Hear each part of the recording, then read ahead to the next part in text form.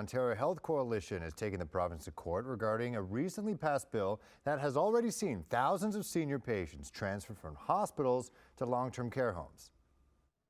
While Bill 7 has been in action since September, as of Sunday, patients who refuse to be transferred to a long-term care home could be charged $400 a day to stay in a hospital bed. If you were to go and tell a patient prior to the enactment of this law that if you don't accept this medical treatment, we will fine you $400, that would be manifestly invalid consent.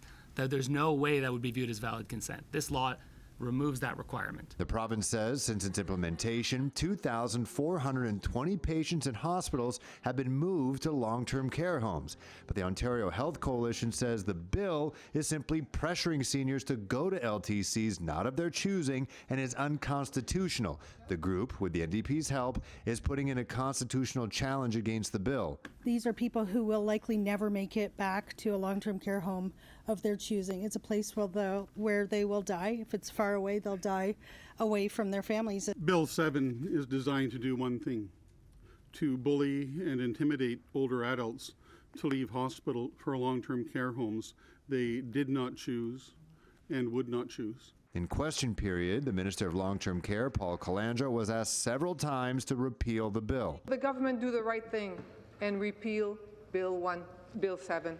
Short answer is no. I don't think anybody would suggest that the right place for somebody who wants to be in a long-term care home is in a hospital bed. That is obviously not the right place for them. Our parents, our grandparents, our brothers and sisters will be forced into mostly private for-profit homes with horrible records of neglect.